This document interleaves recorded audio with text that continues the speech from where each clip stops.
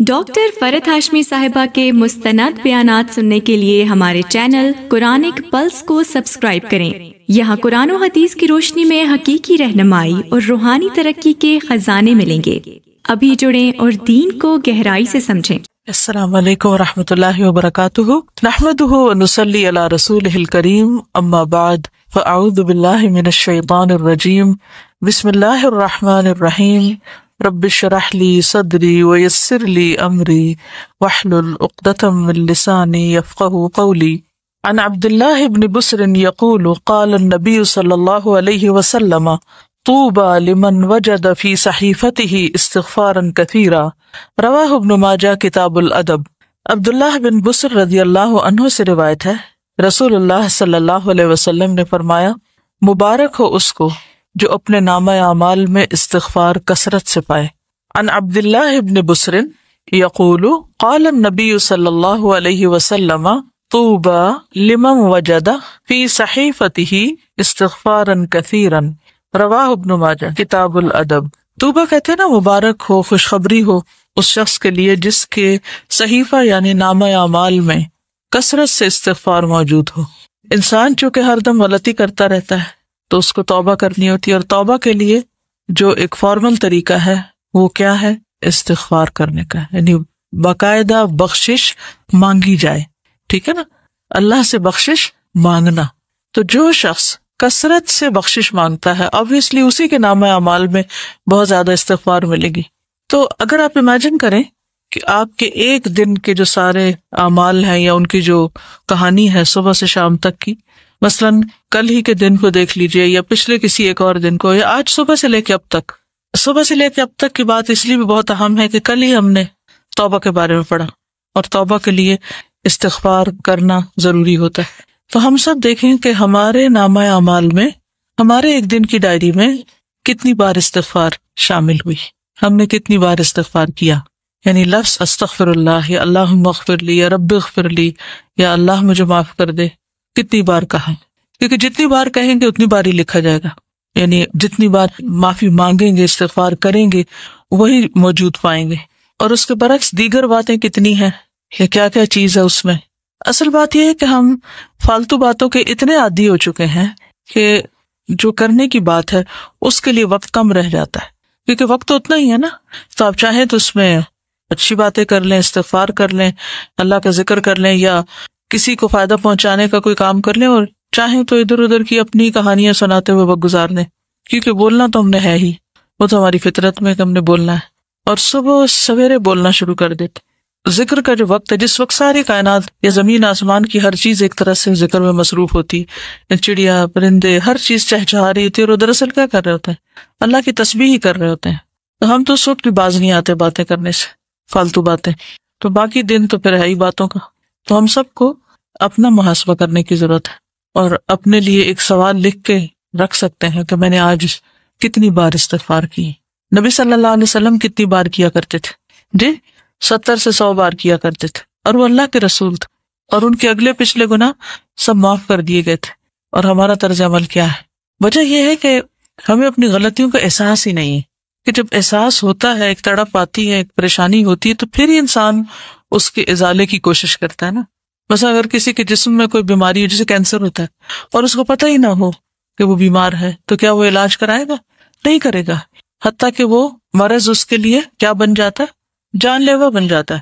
کیونکہ ہمیں غلطی کا اعتراف کر کے اس کی اصلاح کرنے کی بجائے کس چیز کی عادت ہے؟ اپنے آپ کو جسٹیفائی کرنے کی، کہ جو ہم سوچ رہے ہیں، جو ہم کر رہے ہیں وہ بالکل ٹھیک ہے۔ ہر چیز کی کوئی نہ کوئی تعویل کر لیتے ہیں۔ تو جب غلطیوں کی تعویل کرتے چلے جائیں گے تو پھر نتیجہ کیا نکلے گا؟ پھر توبہ کی توفیق نہیں ہوگی، توبہ کے لیے شعوری کوشش نہیں ہوگی، اور جب وہ کوشش نہیں ہوگی تو استغفار کہاں سے کریں گے، اور پھر وہ کریں گے نہیں تو نامہ اعمال میں کہاں سے آئے گا، اور اگر نہیں آتا تو پھر وہ مبارک کس کے لیے اور خوشخبری کس کے لیے؟ تو ہر چیز دوسرے کے ساتھ ریلیٹڈ ہے نا، ایک عمل دوسرے عمل کے ساتھ ایک چین ہوتی ہے پوری۔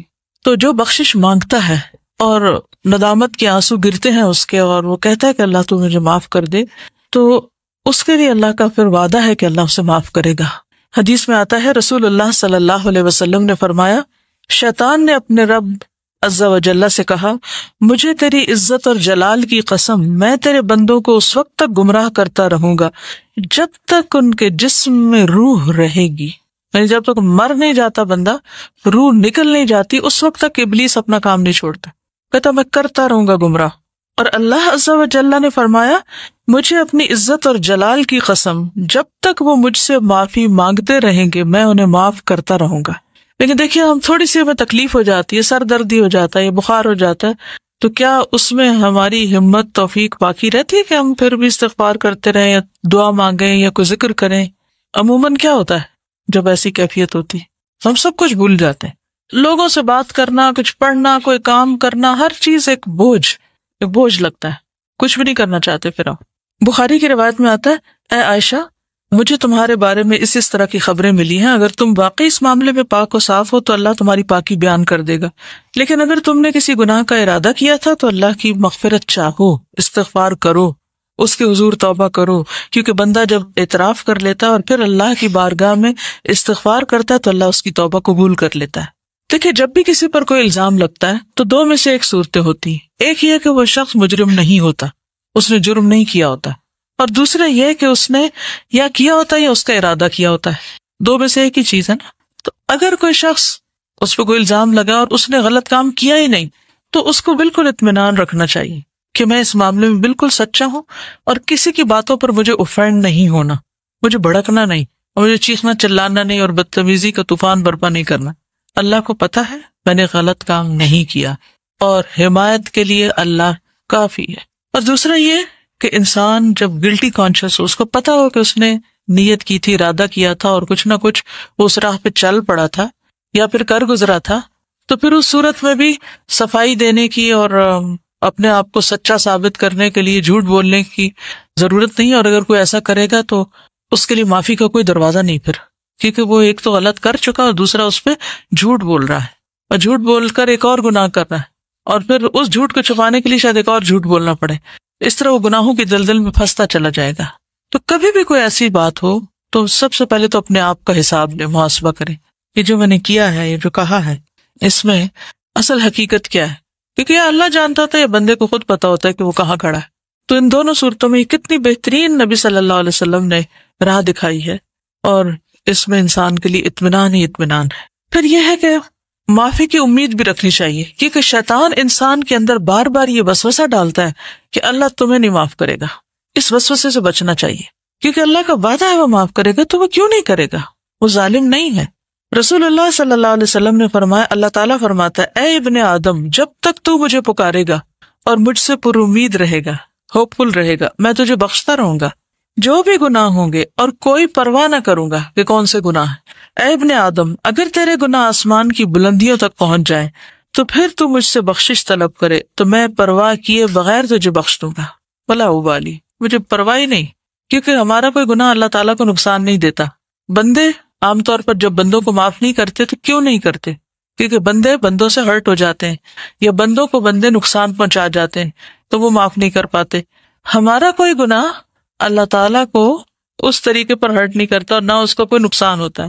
وہ ایک حدیث قدسی میں آتا ہے نا کہ اگر سارے کے سارے اول و آخر جن و انس سب سے زیادہ فاسق و فاجر شخص کی طرح ہو جائے، اس کے دل کی طرح ہو جائے، تو یہ چیز اللہ کی بادشاہت میں کچھ بھی کمی نہیں کرتی۔ اللہ کو اس کی کوئی پرواہ نہیں، کوئی فکر نہیں، نقصان کچھ نہیں اس کا۔ بندوں کا تو نقصان ہو جاتا ہے نا، اللہ کا کوئی نقصان نہیں ہوتا، تو اس لیے اللہ تعالیٰ کو معاف کرنے میں مشکل بھی کوئی نہیں، ویسے بھی وہ عزیز و مقتدر ہے۔ اے ابن آدم اگر تو زمین کے برابر گناہ لے کر میرے پاس آئے اور اس حال میں مجھ سے ملے کہ میرے ساتھ شرک نہ کیا ہو تو میں تجھے ان گناہوں کے بقدر بخشش عطا کروں گا۔ پوری زمین بھی ایک بندے کے گناہوں سے بھر جائے تو بھی اللہ تعالیٰ معاف کر دیتا ہے اگر بندہ سچے دل سے توبہ کرنے والا ہو۔ اس میں وہ مثال بھی آپ یاد رکھیے 99 قتل کرنے والے کی، 99 بندوں کے قاتل کی، اللہ تعالیٰ نے اس کو بھی معاف کر دیا، حالانکہ ابھی وہ اس راہ پہ چلا ہی تھا۔ عربی کے الفاظ بڑے خوبصورت ہیں کہ جس کا مفہوم کچھ اس طرح بنتا ہے، اگر تو آسمان بھر گناہ لائے تو اسی مقدار سے میں تمہارے پاس بخشش لاؤں گا، اور زمین بھر اگر تو گناہ لائے تو زمین بھر بخشش سے تیری طرف آؤں گا۔ لیکن اصل چیز کیا ہے؟ اعتراف، جو سب سے مشکل کام ہے اپنی غلطی کا، یہ کہنا کہ آئی واز رانگ، میری غلطی ہے، میں نے غلط کیا. یہ دنیا کا مشکل ترین کام ہے. غلطی کرنے کے بعد عموماً ہم یہی کہتے ہیں نہیں میں نہیں غلط، دوسرا بندہ غلط ہے، اس کی غلطی، دوسرے کو بلیم کرتے ہیں اور اپنی غلطی بھول جاتے ہیں. تو توبہ کے لیے لازمی شرط یہ کہ پہلے بندہ مانے، اقرار کرے کہ ہاں میں نے غلط کیا، ورنہ زبان سے صرف تسبیح لے کے آپ سارا دن 1000 دفعہ کہتے رہیں. اگر آپ مان ہی نہیں رہے اپنی غلطی تو کس بات کی معافی مانگ رہے ہیں، پھر کس بات کی توبہ کر رہے ہیں، کس بات پہ استغفار کہہ رہے ہیں. نہ آپ وہ بری عادت چھوڑ رہے ہیں اور نہ ہی آپ اس کا اقرار کر رہے ہیں اور نہ آپ اس پہ شرمندہ ہیں اور نہ آپ کو پورا یقین ہے کہ اللہ اس کو معاف کر دے گا. تو پھر کر کیا رہے ہیں آپ؟ صرف زبان کی ایکسرسائز یا ہاتھوں سے دانے پھینکتے چلے جا رہے ہیں کہ میں استغفار کر رہا ہوں. پھر یہ کہ جب انسان اللہ سے پر امید ہوتا ہے اور واقعی یہ یقین رکھتا ہے کہ میرا رب ہے جو مجھے معاف کرے گا یا معاف کر سکتا ہے یا وہ کرتا ہے، ضرور کرتا ہے، تو ایسا شخص پر کبھی مایوس نہیں ہوتا، وہ مایوسی کے قریب نہیں جاتا، وہ ہر حال میں پر امید اور مطمئن رہتا ہے. ابو ہریرہ کہتے ہیں میں نے نبی صلی اللہ علیہ وسلم کو فرماتے ہوئے سنا، ایک بندے نے بہت گناہ کیے اور کہا ہے میرے رب میں تیرا ہی گناہ گار بندہ ہوں، تو مجھے بخش دے، یعنی میں ہی تیرا گناہ گار بندہ ہوں، تو مجھے معاف کر دے. اللہ رب العزت نے فرمایا میرا بندہ جانتا ہے کہ اس کا کوئی رب ہے جو گناہ معاف کرتا ہے اور گناہ کی وجہ سے سزا بھی دیتا ہے. اس کو یہ بھی یقین ہے کہ اگر نہیں معافی ملی تو پکڑ ہو جائے گی. تو میں نے اپنے بندے کو بخش دیا. پھر بندہ رکا رہا جتنا اللہ نے چاہا، جتنی اللہ نے اس کو توفیق دی وہ گناہ سے رکا رہے.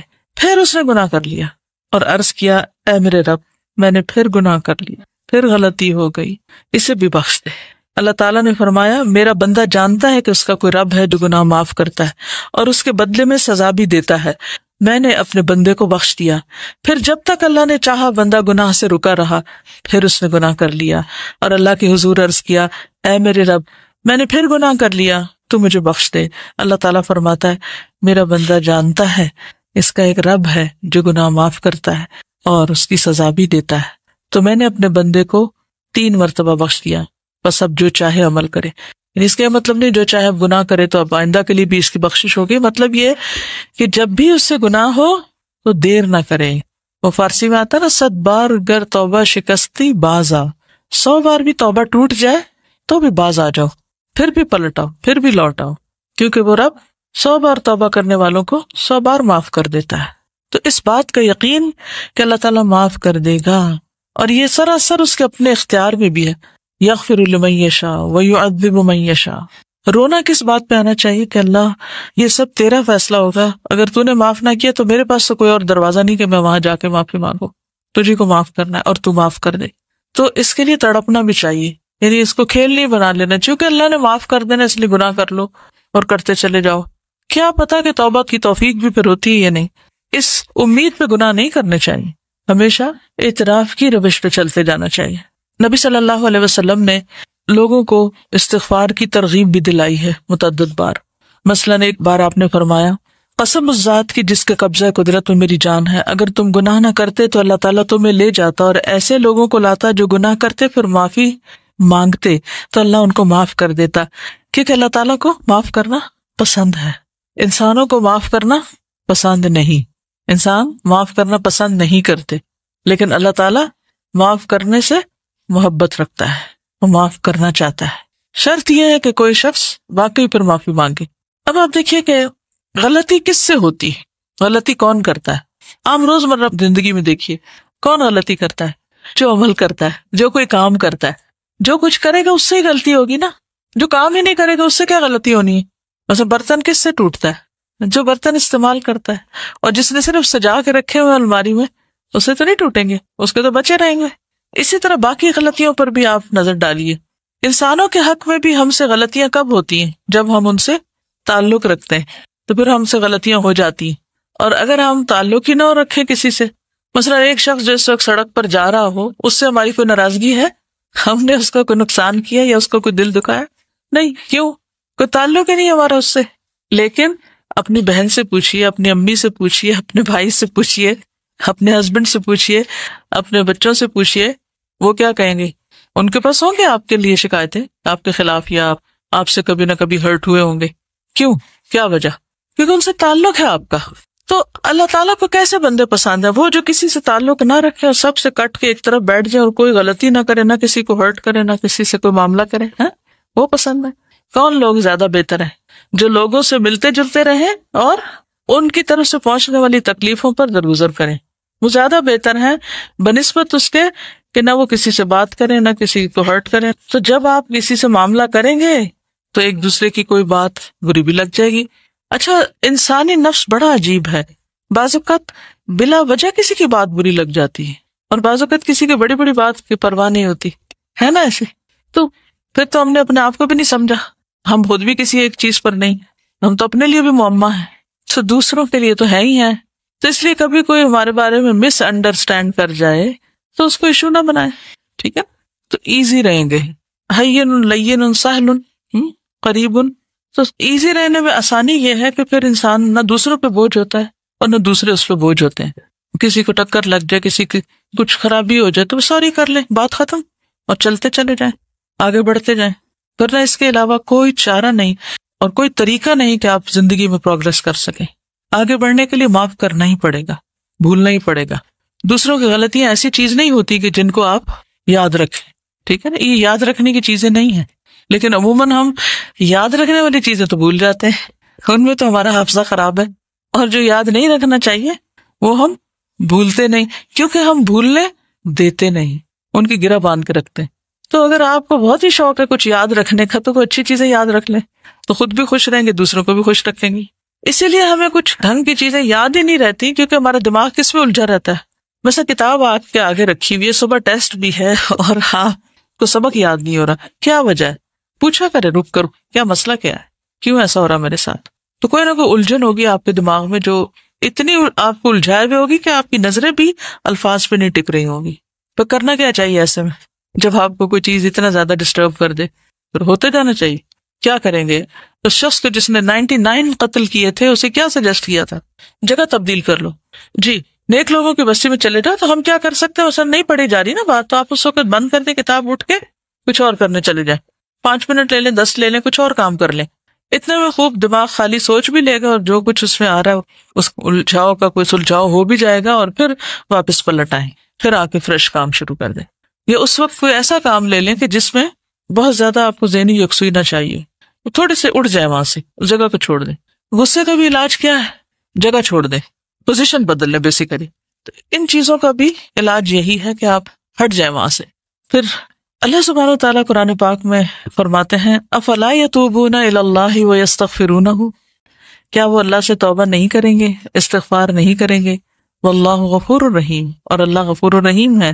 نبی صلی اللہ علیہ وسلم کو حکم دیا گیا واستغفر اللہ ان اللہ کان غفور الرحیم، اور اللہ سے بخشش طلب کیجیے، اللہ تعالیٰ یقیناً بہت بخشنے والا، رحم فرمانے والا ہے۔ سب لوگوں کو حکم دیا گیا توبوا الی اللہ جميعا، اور وَأَنِ اسْتَغْفِرُوا رَبَّكُمْ ثُمَّ تُوبُوا إِلَيْهِ، سورۃ ہود میں ہود علیہ السلام نے اپنی قوم کو کہا تھا کہ اپنے پروردگار سے معافی مانگو اور اس کے حضور توبہ کرو۔ پھر نوح علیہ السلام نے بھی کہا فَقُلْتُ اسْتَغْفِرُوا رَبَّكُمْ إِنَّهُ كَانَ غَفَّارًا يُرْسِلِ السَّمَاءَ عَلَيْكُمْ مِدْرَارًا۔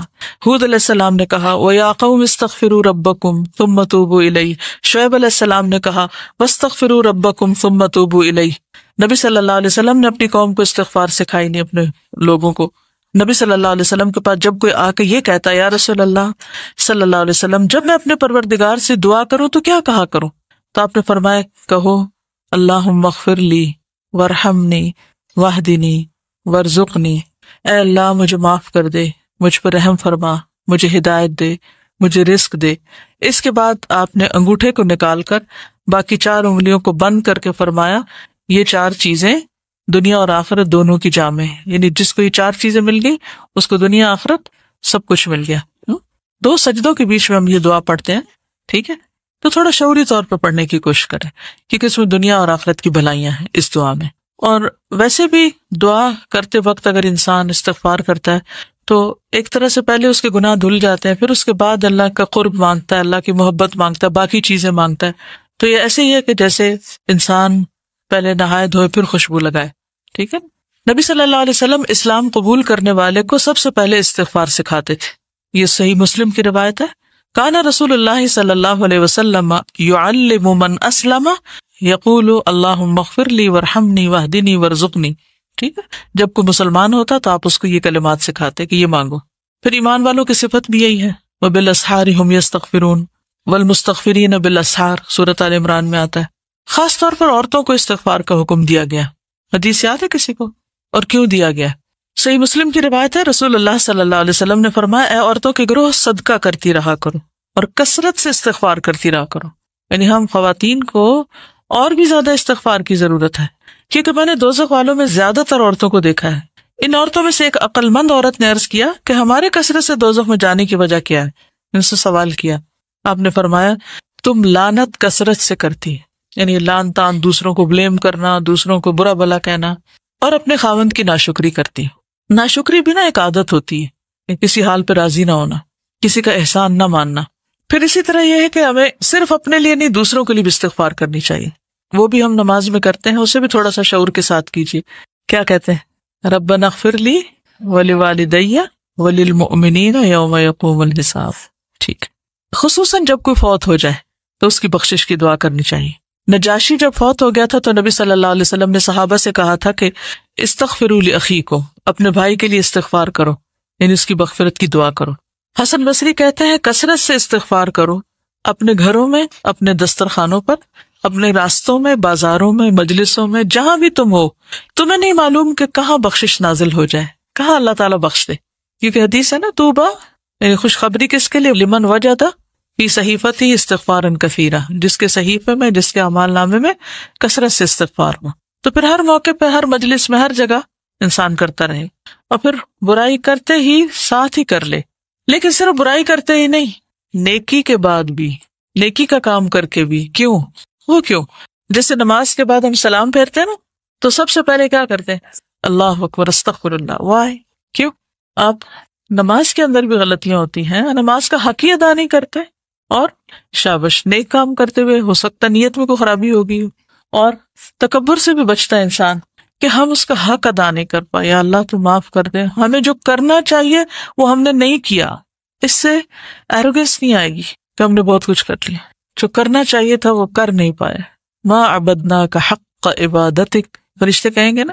اور حقیقت بھی یہی ہے نا، ہم میں سے کون سیٹسفائیڈ اپنے کاموں سے کہ میں تو بہت اچھے کر رہا ہوں.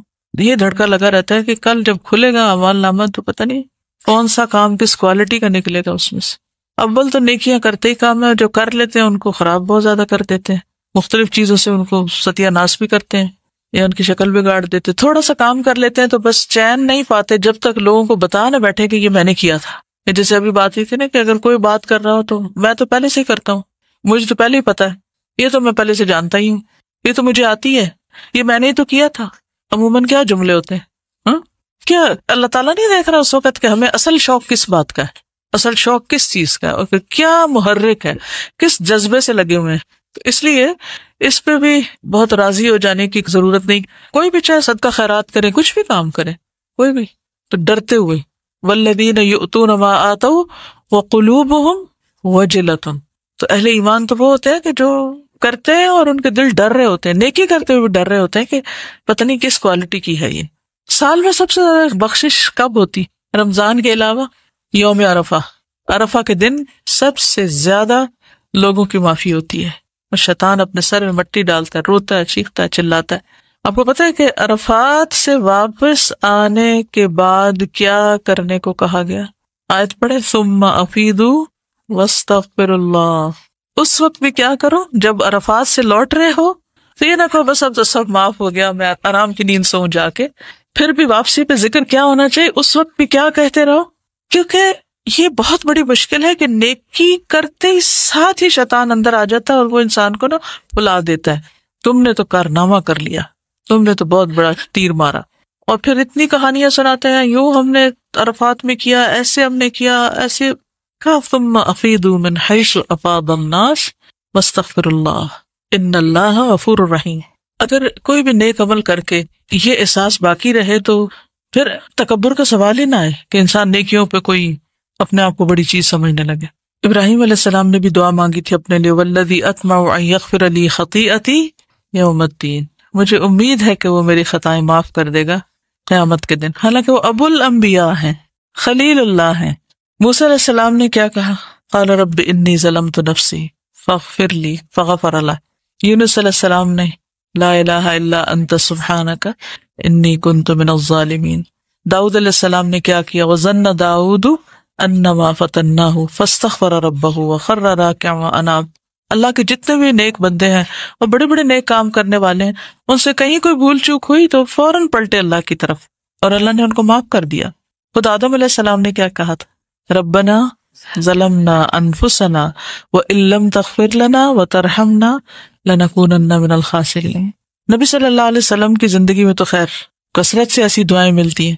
آج جب میں آ رہی تھی تو میں دل چاہ رہا تھا کہ کلاس میں جتنی بھی آپ کی مثلاً اس کتاب میں دعائیں ہیں قرآنی یا مسنون، سب کو اگر آپ مارک کر لیں کہ کتنی کثرت سے استغفار کا یا رب اغفر لی کا یا اغفر لنا کا یا فاغفر لی کا لفظ آیا ہے، تو اگر ان کو جمع کریں تو حیرت ہوتی ہے کہ اتنی زیادہ دعاؤں میں بس معافی ہی مانگی گئی ہے، کیونکہ انسان کی اگر معافی ہو جائے تو باقی سب چیزیں تو خود ہی ٹھیک ہو جائے گی۔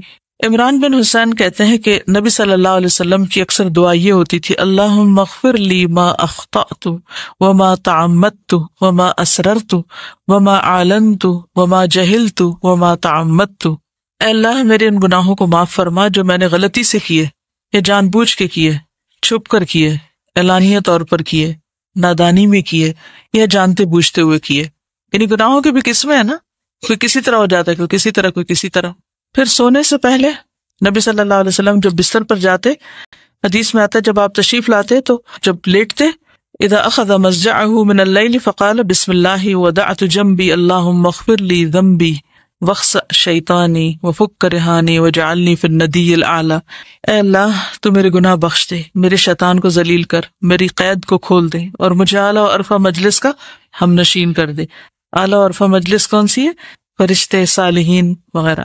پھر اسی طرح رات میں کسی بھی وقت آپ کی آنکھ کھلتی تو اس وقت بھی دعا کرتے۔ پھر جب تہجد پڑھتے تو سجدے میں پڑھتے رب اغفر لی ما اسررت وما اعلنت، اللہ میرے پوشیدہ اور ظاہر تمام گناہ معاف کر دے۔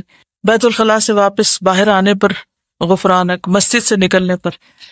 اب آپ دیکھیے کہ مسجد سے نکلنے پر انسان کیا سوچتا ہے، نیک کام کر کے نکلا ہوں، لیکن آپ کی دعا کیا تھی؟ بسم اللہ والصلاۃ والسلام علی رسول اللہ رب اغفر لی وافتح لی ابواب رحمتک، جب نکلتے تھے تو ساتھ یہ بھی پڑھتے تھے۔ پھر اسی طرح نماز کی جو استفتاح کی دعائیں ہیں ان میں سے بھی ایک دعا ایسی ہے جس میں استغفار آتا ہے۔ رکوع سجدے میں تو خیر ہے ہی، آتی ہے کسی کو رکوع سجدے کی دعا؟ کیا ہے؟ سبحانک اللہم ربنا وبحمدک اللہم اغفر لی، ٹھیک ہے۔ آپ سجدے میں یہ دعا بھی پڑھتے تھے، اللہم اغفر لی ذنبی کلہ دقہ وجلہ واولہ وآخرہ وعلانیتہ وسرہ۔ پھر دو سجدوں کے بیچ میں ایک تن اللہم اغفر لی ورحمنی، دوسری یہ بھی تھی رب اغفر لی، یعنی وہ پڑھنے کے بعد اگر آپ یہ بھی ایڈ کرنا چاہیں تو کر سکتے ہیں۔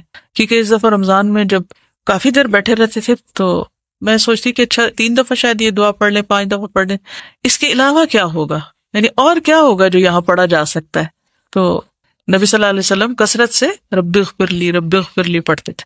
پھر اسی طرح تشہد میں پھر سلام پھیرنے کے بعد بھی حضرت علی کہتے ہیں کہ رسول اللہ صلی اللہ علیہ وسلم جب نماز سے سلام پھیرتے تو فرماتے اللہم اغفر لی ما قدمت وما اخرت وما اسررت وما اعلنت وما اسرفت وما انت اعلم به منی انت المقدم وانت المؤخر لا الہ الا انت۔ پھر اسی طرح دن میں چلتے پھرتے کثرت سے آپ استغفار کرتے تھے، 70 سے 100 بار استغفار کرتے۔ ایک مجلس میں صحابہ کہتے ہیں ہم گنتے تھے تو آپ یعنی 70 بار استغفار کر لیتے تھے ایک مجلس میں۔ اگر 70 دفعہ استغفار کریں تو باقی باتیں کتنی ہوں گی، اور ہماری مجلس میں کتنی دفعہ استغفار ہوتا ہے۔ آخر میں بھی کر لیں تو بڑی خوش قسمتی کہ یاد رہے کہ اختتام مجلس ہی کی دعا پڑھ لیں۔ مجلس سے آپ کیا مراد لیتے؟ جیسے یہ درس کلاس ہے یا کچھ اور؟ مثلاً کون سی مجلس؟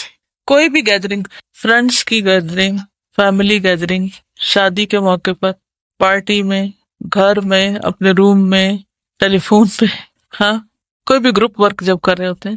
اصل میں ہم کہتے تو ہم سنت کے بڑے پیروکار ہیں، لیکن حقیقت میں روح نہیں پائی ہم نے کہ ہمارے اندر بھی وہ کچھ چیزیں آ جائیں۔ پھر ہم یہ کہتے ہیں نہیں وہ تو نبی صلی اللہ علیہ وسلم کے لیے خاص تھی۔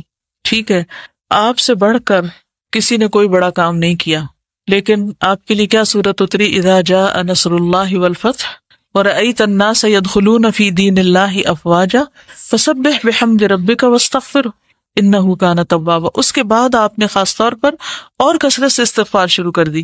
اتنی بڑی اچیومنٹ کے بعد، مشن مکمل ہو گیا اس کے بعد، تو ٹھیک ہے، وہ اگر 100 بار کرتے تھے یا 70 بار، تو ہمیں کم از کم کتنی بار کر لینی چاہیے، یا ہمیں ضرورت نہیں؟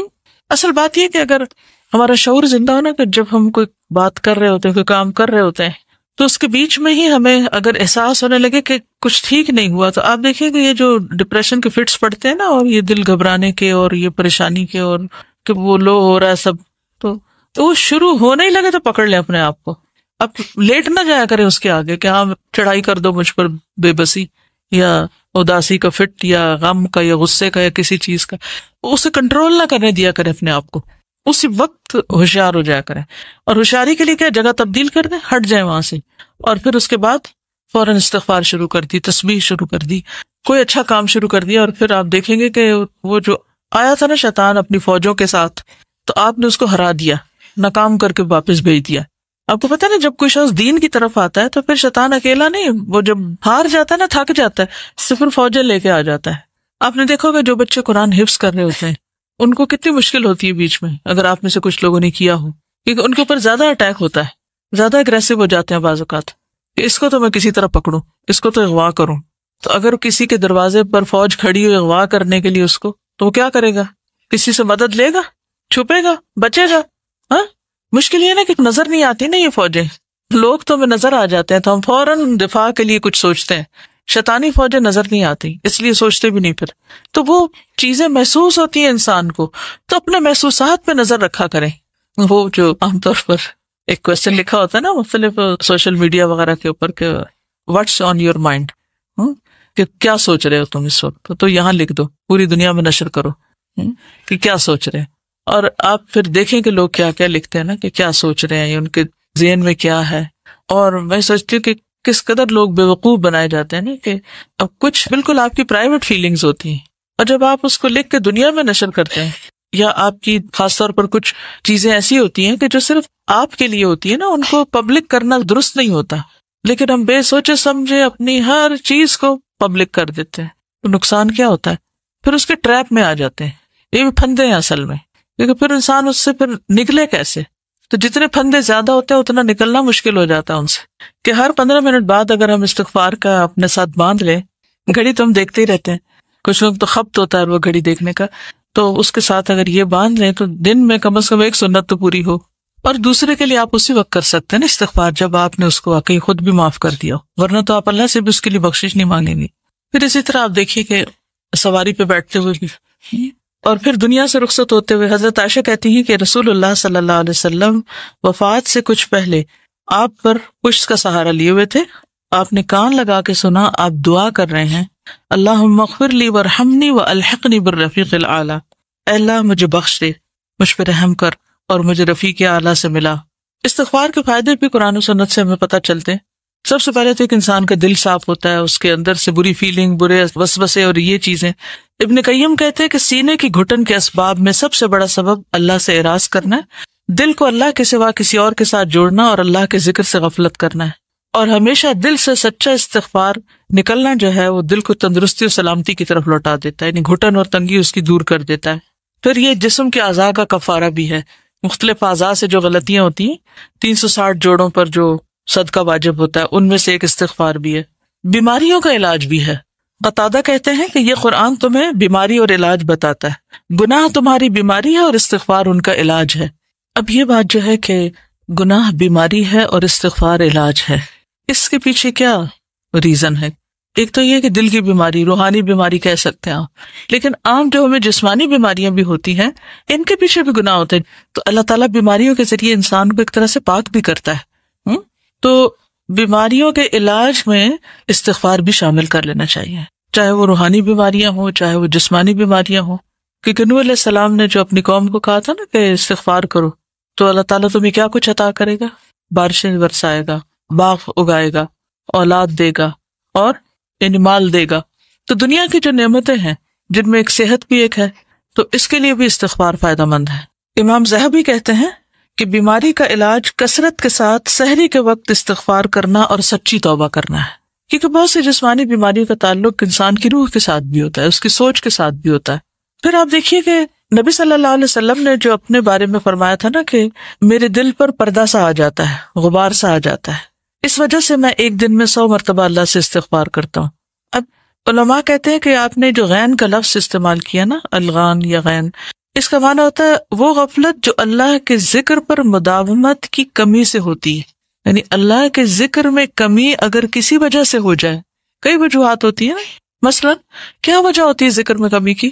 خواتین کے لیے تو معقول وجہ ہے، معروف وجہ ہے، جب نماز نہیں پڑھتے تو خود بخود بہت سی چیزوں میں کمیاں آ جاتی، دین کا نقصان ہوتا ہے۔ اسی طرح بعض کام انسان کو اپنے اندر اتنا مشغول کر لیتے ہیں، مثلا مرد حضرات جو مثلا مارکیٹ میں کھڑے ہیں، ان کو اپنی بزنس ڈیلز کرنی ہے، ادھر کی بات ادھر کی، صبح سے دوپہر تک وہ اپنے کام میں لگے ہوئے ہیں، تو اب وہ ذکر کے لیے وقت نہیں پا رہے، بھاگے دوڑے نماز پڑھی، پھر دوبارہ جا کے اپنے کام میں لگ گئے۔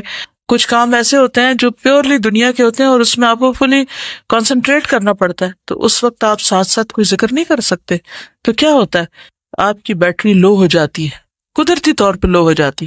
نماز سے وہ ریچارج ہوتی ہے، لیکن اس کے علاوہ بھی جو استغفار ہے وہ اس غبار کو، اس میل کو، اس پردے کو ہٹانے یا دھونے کا کام دیتا ہے۔ پھر اسی طرح غیبت کا کفارہ بھی ہے۔ بعض علماء کہتے ہیں کہ غیبت سے توبہ یہ ہے کہ آپ جس کی غیبت کریں اس کے حق میں بخشش کی دعا کریں، یعنی جس کی غیبت ہو گئی، اور کس کی غیبت ہوتی ہے؟ جس سے کوئی ناراضگی ہے، اس کے ساتھ کوئی گڑبڑ ہوئی، تو اس کے لیے استغفار کریں۔ تو جب اس کے لیے آپ کریں گے تو پھر اس سے ناراضگی بھی کم ہوگی اور تعلقات بھی ٹھیک ہو جائیں گے، اور آئندہ پھر غیبت کی ضرورت بھی نہیں پیش آئے گی۔ تو وہ اصلاح قلوب بھی کرتی ہے اور اصلاح احوال کا ذریعہ بھی بنتی ہے پھر استغفار۔ پھر یہ کہ عذاب ٹل جاتا ہے انسان سے۔ سورۃ الانفال میں آتا ہے وَمَا كَانَ اللَّهُ مُعَذِّبَهُمْ وَهُمْ يَسْتَغْفِرُونَ، اور اللہ ایسے لوگوں کو عذاب دینے والا نہیں جو استغفار کرتے ہوں۔ حدیث میں آتا ہے انسان جب تک اللہ تعالیٰ سے استغفار کرتا ہے اس وقت تک اللہ تعالیٰ کے عذاب سے محفوظ رہتا ہے، اللہ کے عذاب سے محفوظ رہتا ہے۔ حسن بصری کہتے ہیں اگر تم رات کے قیام اور دن کو روزہ رکھنے پر قدرت نہیں رکھتے، یعنی نہ تم صبح اٹھ پاتے اور نہ روزہ رکھتے ہو، تو جان لو کہ تم محروم ہو، خطاؤں اور گناہوں نے تمہارا دل جکڑ رکھا ہے، اس لیے تمہیں نیکی کی توفیق نہیں ہو رہی۔ خطاؤں اور گناہوں نے تمہارا دل جکڑ رکھا ہے، تو اس جکڑن کو نکالنا چاہیے۔ پھر استغفار رحمت کا ذریعہ ہے۔ قرآن پاک میں آتا ہے لولا تستغفرون اللہ لعلکم ترحمون، تم اللہ سے بخشش کیوں نہیں مانگتے تاکہ تم پہ رحم کیا جائے، یعنی اللہ کی رحمت پھر آئے گی جب تم استغفار کرو گے۔ اور پھر کبیرہ صغیرہ سب گناہوں کے لیے، اور خصوصاً والدین کے حق میں جب بندہ استغفار کرتا ہے تو ان کے مرنے کے بعد ان کے درجات بھی بلند ہوتے ہیں۔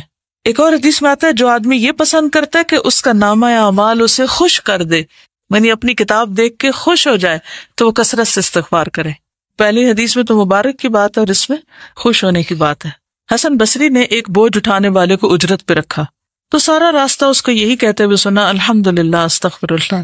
تو حسن بصری نے اس کو کہا کیا بات ہے تم اس کے علاوہ کوئی اور کلام نہیں پڑھتے، یعنی یہی پڑھے جا رہے ہو؟ تو اس نے کہا میں نے آدھا قرآن یاد کر لیا ہے، اور مجھے یہی پتا چلا کہ بندہ دو ہی حالات کے درمیان میں ہوتا ہے، یا تو اللہ کی طرف سے اسے کوئی نعمت ملتی ہے تو اس پہ شکر واجب ہوتا ہے، یا گناہ ہوتا ہے تو اس پر استغفار واجب ہوتی ہے۔ اس لیے میں ہمیشہ یہی کہتا رہتا ہوں۔ حسن بصری نے خود سے کہا اے حسن تجھ سے تو یہ بوجھ اٹھانے والا زیادہ سمجھدار ہے، یعنی اس کو یہ حکمت کی بات پتہ چل گئی۔ تو اب انشاءاللہ تعالی میں چاہوں گی کہ کچھ دعائیں جو ہیں استغفار کی ان کو اکٹھا کر لیا جائے، اور کوشش کی جائے کہ اگر ہر روز پڑھ سکیں یا کم از کم ہفتے میں ایک دفعہ یا کوئی وقت ایسا مقرر کر لے۔ اور ان دعاؤں میں جیسے ربی انی ظلمت نفسی فاغفر لی، رب اغفر وارحم وانت خیر الراحمین، رب اغفر لی ولوالدی ولمن دخل بیتی مؤمنا وللمؤمنین والمؤمنات، رب اغفر لی ولاخی وادخلنا فی رحمتک وانت ارحم الراحمین، ربنا اتمم لنا نورنا واغفر لنا، پھر ربنا اغفر لنا ذنوبنا واسرافنا فی امرنا وثبت اقدامنا، پھر ربنا اغفر لنا ولاخواننا الذین سبقونا بالایمان، ربنا اغفر لنا ذنوبنا وکفر عنا سیئاتنا وتوفنا مع الابرار، ربنا لا تجعلنا فتنة للذین کفروا واغفر لنا ربنا انت ولینا فاغفر لنا وارحمنا وانت خیر الغافرین، سمعنا واطعنا غفرانک ربنا والیک المصیر۔ اور پھر سید الاستغفار جو ہے، تو اللہ تعالیٰ ہم سب کی بخشش فرمائے۔ سبحانک اللہم و بحمدک اشہد ان لا الہ الا انت استغفرک و اتوب الیک۔ السلام علیکم و رحمۃ اللہ وبرکاتہ۔ ڈاکٹر فرحت ہاشمی صاحبہ کے مستند بیانات سننے کے لیے ہمارے چینل قرآنک پلس کو سبسکرائب کریں۔ यहाँ कुरान और हदीस की रोशनी में हकीकी रहनुमाई और रूहानी तरक्की के खजाने मिलेंगे। अभी जुड़ें और दीन को गहराई से समझें।